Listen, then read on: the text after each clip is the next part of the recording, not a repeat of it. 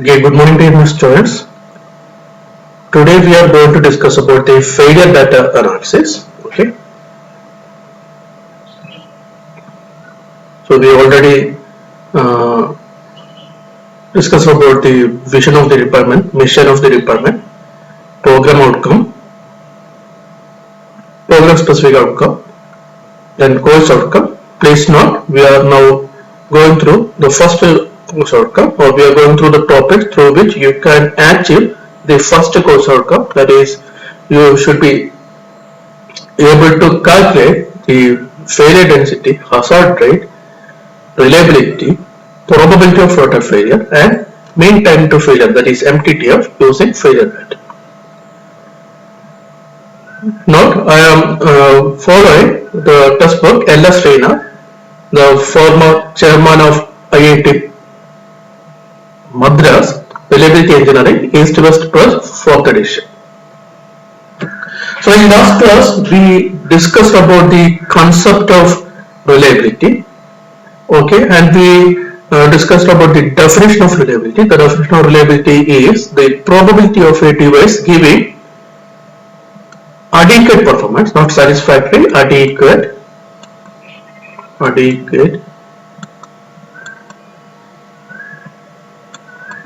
performance for a specific period under specified operating condition. And if the system or if the component is failed to give any one of these, then we can say the component is failed. Okay. Now, in order to analyze the reliability, we need a pattern of failure so that we can be obtained from the live test result. The live test result will give the pattern of failure, and by using that pattern of failure, we can calculate failure data. We can analyze the reliability. Okay. So please note, we are not discussing about the live test result. Once we have the failure data, how to analyze reliability, that we are discussing here. Okay. So first one is failure data. We are going to discuss about failure data. Okay. So in failure data, two different types of failure data are there. This one is one case. Okay. So here, if we have large number of data, then we can know the number of failure during a particular interval. That we can know. For a particular duration, what is the number of failure? For another duration, what is the number of failure? That we can know. If we have a large number of data. So if we have a large number of components, if we are testing large number of components, the number of failure for a particular duration, that we can. If you have small number of components, if you are testing very small components, then we can know the exact time of failure of each component. Then we can note the time of failure of each component. We can note. We have time. We have the faculty, etc. So that is the second type of failure data. So here we are discussing about, or here I am showing the first type of data where the number of failure is noted per duration. Okay. So this one is an example. Okay. So please note, the first column is the duration number. Actually, duration number. This is duration number. In this particular case, duration number and time both are same. In several cases, you can see that duration number and or interval number and time are different. So duration number I. Okay. So in this case, duration number and time are both are same. The unit of time is hour in this particular case. It may vary. It may be day. It may be year. It may change. So this is time t. Okay. So that is the first one. 0 to 1 means 0 time, 1 time means 1 hour, 2 hour, 3 hour, 4 hour, etc. And I told you this one is duration also. Means this one is first duration, this one is second duration, this one is third duration, this one is fourth duration, this one is fifth duration. Okay, so that information is also there. And one more thing is that if this one is a first duration, then what is this one? This one is after first duration. Am I correct? And if this one is second duration, what is this time? This one is after second duration. So different way we can say these values. Okay. Now, what about the second column? Second column is the number of failure, noted as F. F is the denotation of this column, number of failure. Means what? 130 means 130 components are failed during first duration. Please note the term during. 130 components are failed during first duration. 83 components are failed during the second duration. 75 components are failed during the third duration. 68 components are failed during fourth duration. 62 components are failed during fifth duration. Etc. So 56, 51, 46. For example, 41 means 41 components are failed during ninth duration. So this one is written against 9. So 41 components are failed during ninth duration. Okay. Now the remaining data is this: 31, 28, 64 means during 14th duration 64 components are failed. Then 76, 62, 40, 12, 4. So this one is a failure data. So here, along with this failure data, one information is also very important. How many components are tested? How many components are undergone through the live test? Here 1000 components are tested. So that 1000 is nothing but the initial population or initial number of samples. Okay, so here 1000 components are tested. So that 1000, the initial number of components, means before starting the test we have 1000 components. So that one is known as the initial population. We can represent it as N, simply N. So N is the number of samples that is equal to 1000. Okay. So please note, from this first two column we have a few informations I already told you. First one is the first one I told you 1000 components are tested. That one is not mentioned here. But if you are adding these second column values, if you are adding all these second column values, you can see that this is equal to 1000. This is equal to 1000 in this particular case. If you are completing test, if you are not completing test, then the sum will not be equal to the initial population. If you are completing the test, if you are waiting to fail the last component, then definitely the sum will be 1000. Okay. So please note, in this particular example, 1000 components are considered. First information. Second information is the total duration. What is the total duration? How many durations are there? 1, 2, 3, 4, etc.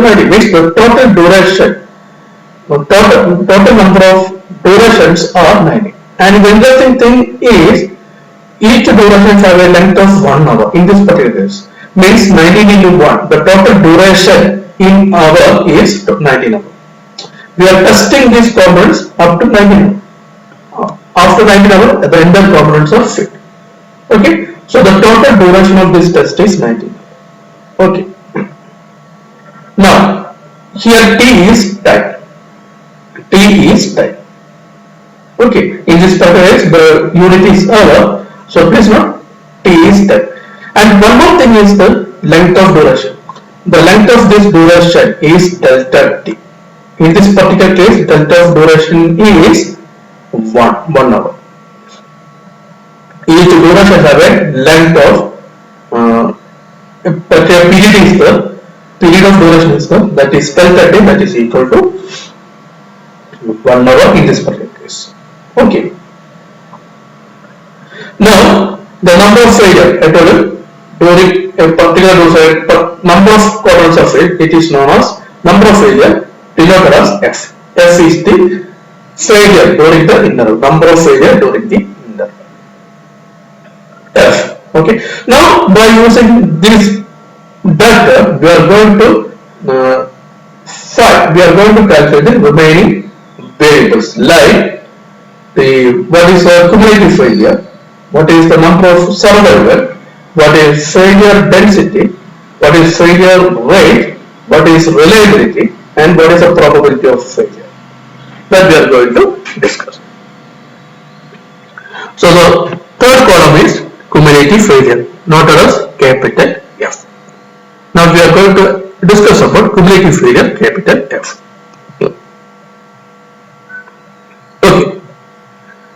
So F is the cumulative failure after each interval or after each interval. Please not after. I am not saying during each interval or duration. After. So from that statement itself, if I am saying during, it is delta t based data, means length of duration based data. For example, number of failure F, that one is a duration based data. Okay, means delta t based data. Cumulative failure, that one is the total number of components failed after a particular interval, or after a particular time. Okay, so it is t based data. So please note that. Okay. Now, how we are calculating this one? For example, after zeroth duration, please note after zeroth duration, what is the total number of components failed? The cumulative failure. What is the cumulative failure? Please note after zero means we not started the failure test, life test.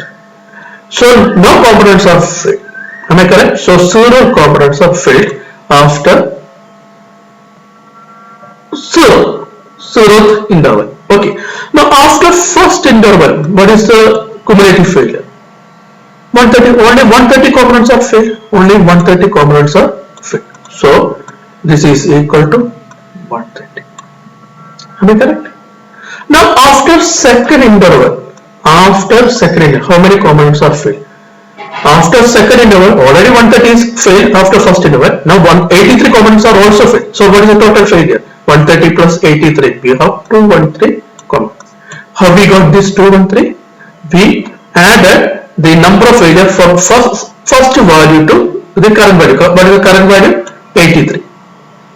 Okay, 130 plus 83. Or we can do one more thing. How to calculate the cumulative failure after second interval? Already 130 is a cumulative failure after first interval plus the failure during second interval, that is 83. So two different way we can do this thing. Okay. So please note after the first interval the cumulative failure is this value only, that is 130. After the second interval, the cumulative failure is the sum of the first failure to the current failure. We have only two entries, 130 plus 83, that is 213. After the third interval, what is a cumulative failure? This one is a current entry, so add the number of failure from first duration to the current duration. Add all these three terms. 130 plus 83 plus 75. We have 288. Okay. Now, after the fourth interval, we have 356. How we got this value? Add 130, 83, 75 and 68. Because 68 is the number of failure during fourth interval. Okay. So up to that value we have to add. So we have 356. Okay.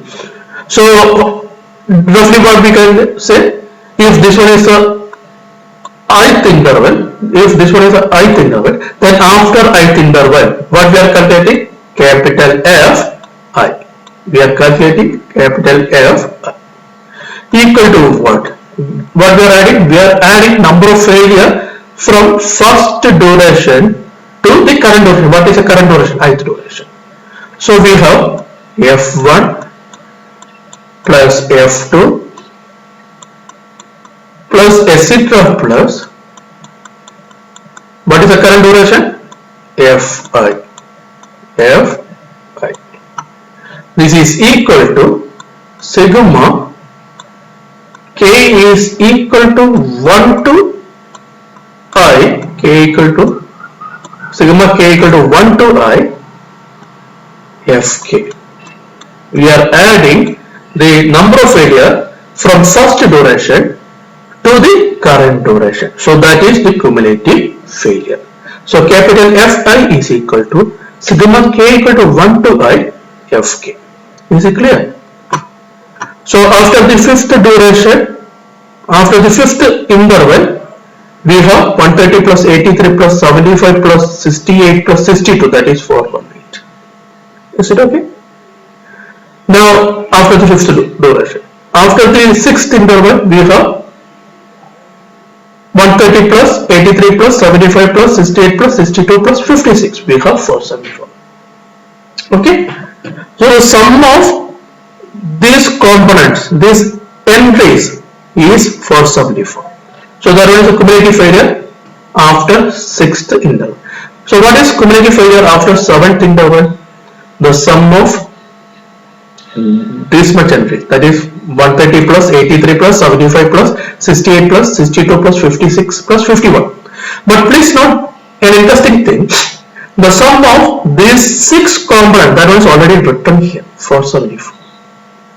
Now if you want to find the cumulative failure after 7th interval, we can add 51 to this 474. That one is also possible. Am I correct? So if I am taking this, what is the ith entry? If I am calculating cumulative failure after 7th ith interval, that is Fi, we have one more equation.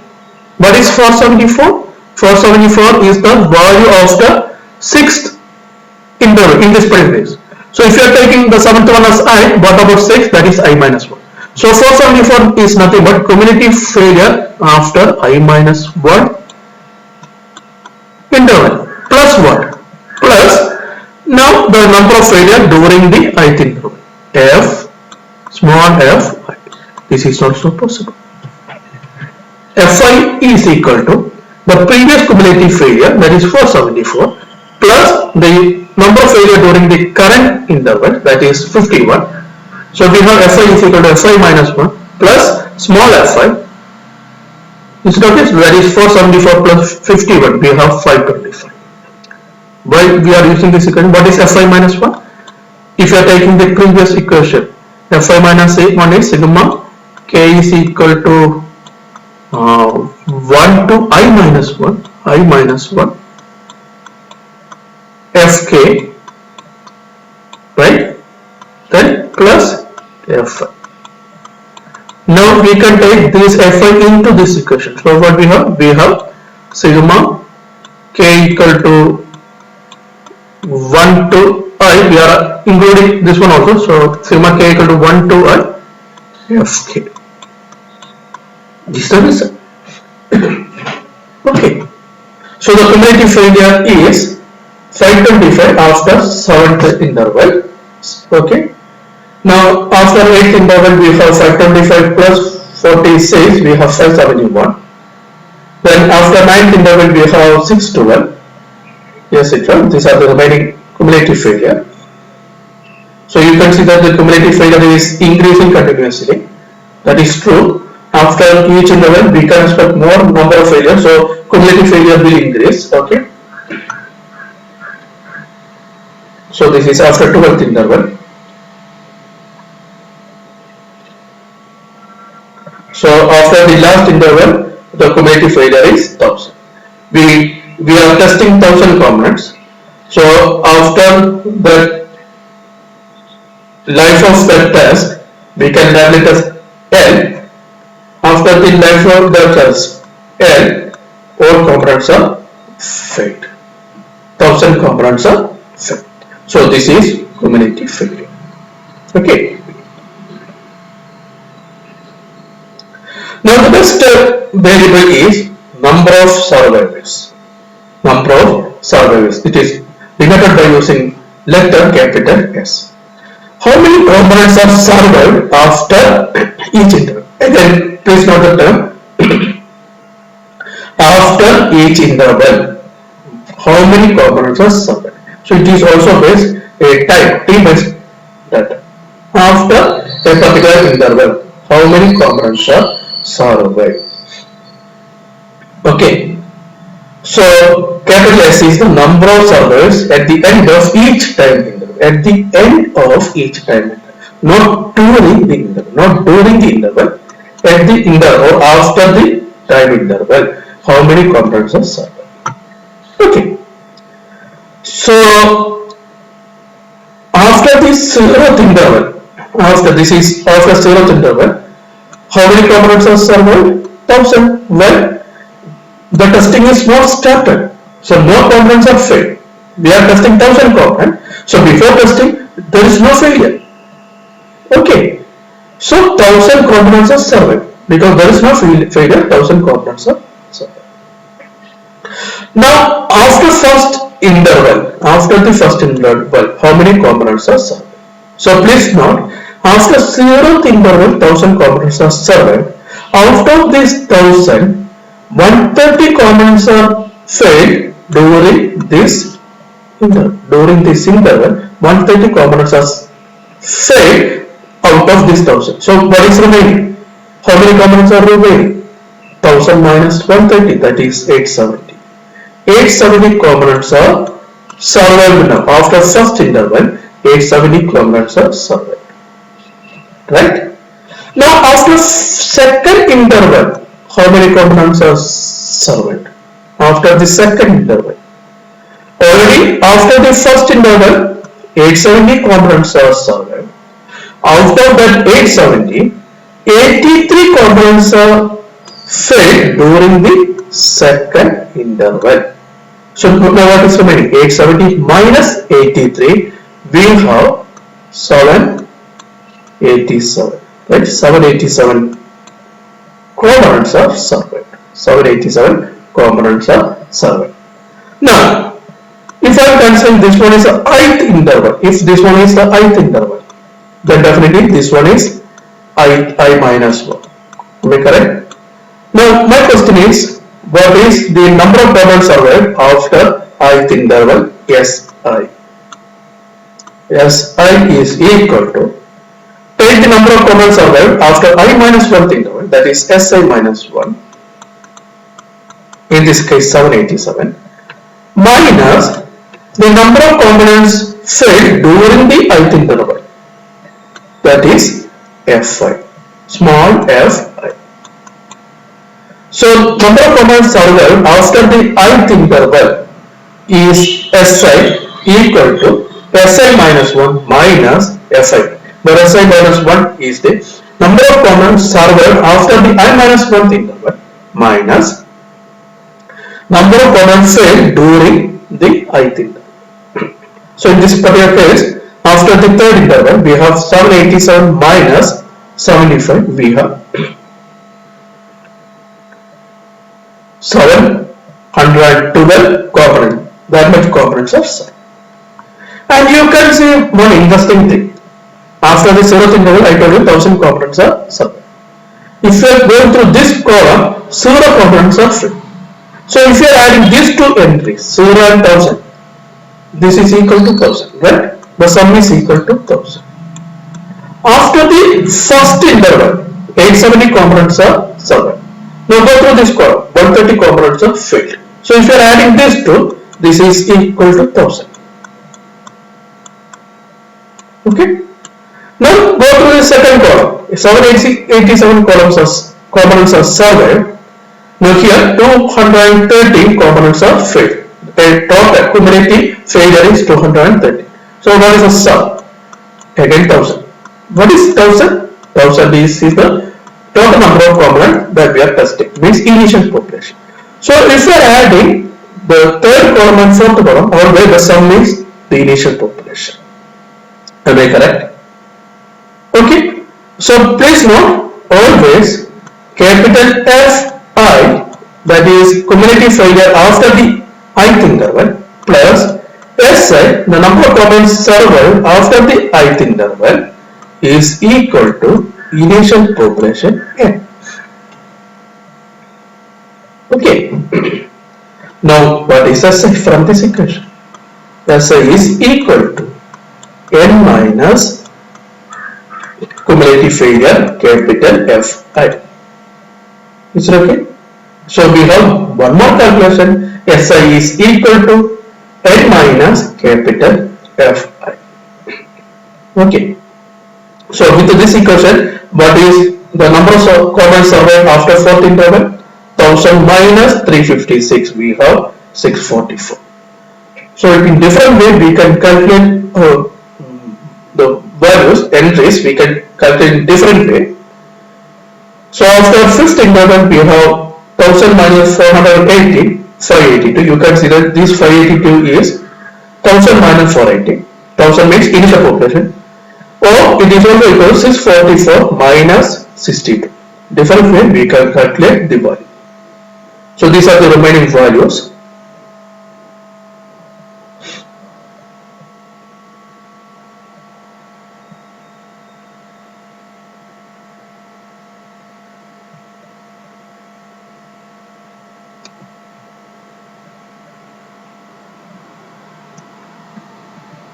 Yes, after the life test, the number of comments survived is means after the 19th interval, the number of comments survived is so. Okay.